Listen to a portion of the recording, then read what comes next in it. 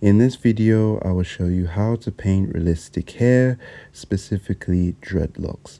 On the side of the screen, I have a list of tools and equipment that I use throughout my painting process that you can refer to at any time. Now, when painting hair of any texture and type, it's important to understand how the hair is formed and the direction it moves in. In this regard, dreadlocks are strands of hair interlocked with each other in tightly bonded coils, and when you zoom into the hair type, you can see the coils clumped together. When painting hair, you want to capture two main things specifically, which are form and texture. I started off by inking loose organic textures in the hair with a brush and brown ink. Now, apologies, this was mainly done off camera, but you can see the starting point of it all in the lower section here where the white of the paper is still showing through. I started off with using a traditional brush and ink because it's very easy for me to get the sort of organic textures and be very loose and abstract, where I feel using an airbrush would have taken too much time in order to get the same result.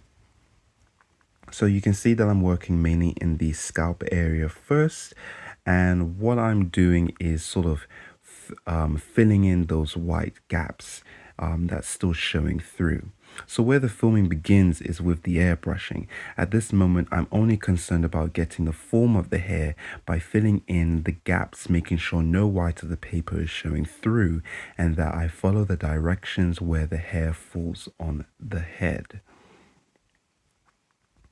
So here you can see me using a paper stencil or paper shield to sort of section off each strands of dreadlocks and create a sort of a border, and this will help create the form that I'm looking for in the individual locks. So I'm doing a couple things here with the airbrush. I'm using the airbrush to create further texture, which would be more softer opposed to the sort of hard ink lines that I've created prior. And I'm also thinking about the form. Now, each strand of dreadlocks are they're kind of like a rope, very cylindrical in form.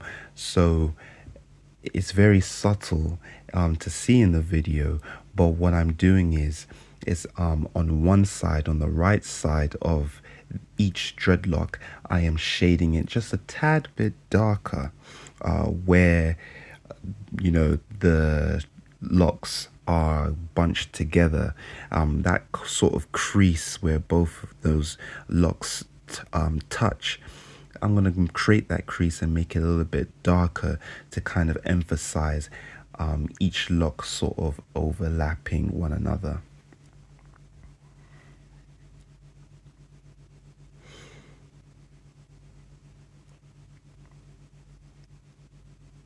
So yeah, just darkening the hair a bit more, adding more layers. I'm using transparent ink by Schminker Aero, I believe that's the name, and the sepia is sort of a dark brownish black color.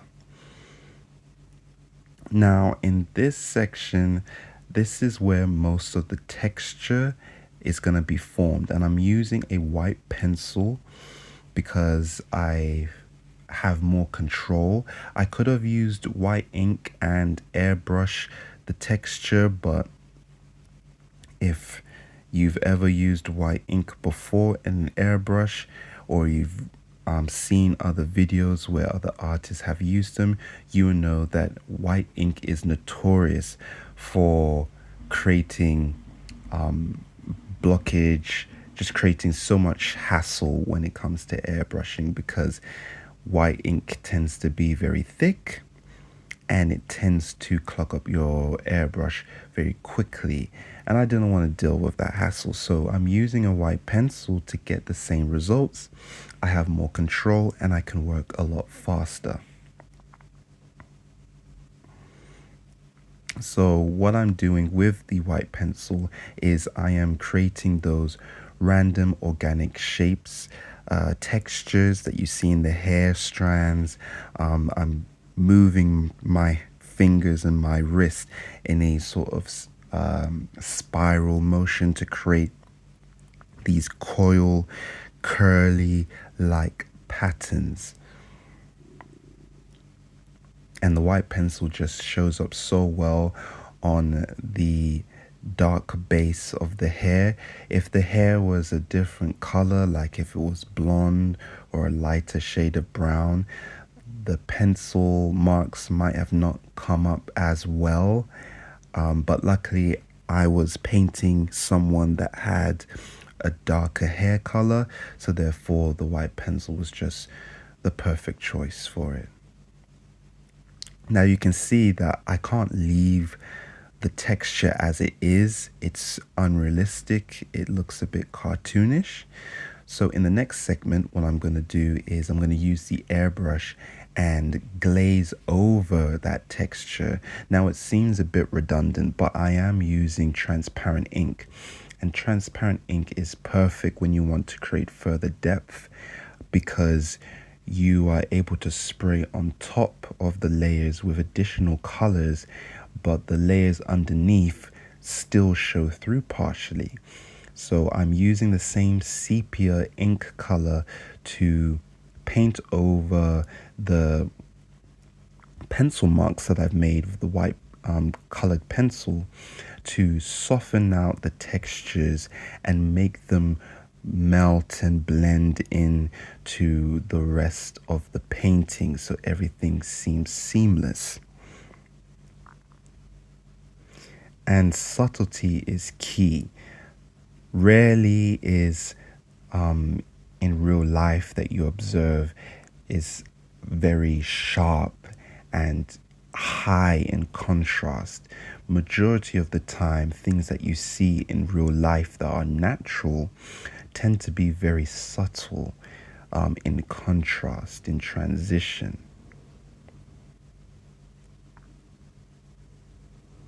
And when I say this, I'm mainly referring to organic materials, not really things that are man-made, or when it comes to things such as light, that obviously has a huge effect on, what makes, something stand out in contrast dramatically or not.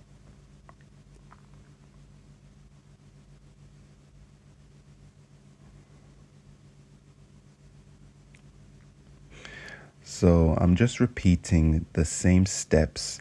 I've created a split screen here so you can see me doing the same method on top of the scalp and also in the lower back region of her hair. I'm going in with that transparent sepia ink color to create further texture and also soften out those details that I created using the pencil. I'm also upping up the contrast and darkening the hair in certain points. For example, the hair on top of her head is going to be just slightly lighter than the hair at the bottom, and this is all to do with light and composition.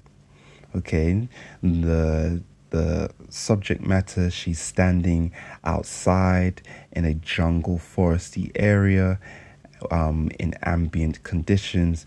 The sun, the light is shining above her head, so therefore the top of her head is going to receive the most light, and the bottom of her hair is going to receive less. So therefore I want to make the hair on her lower back slightly darker than the hair on top. And that's pretty much it. I repeat the same steps maybe 3 or 4 times depending on how much detail you want to invest and how much depth you want to create.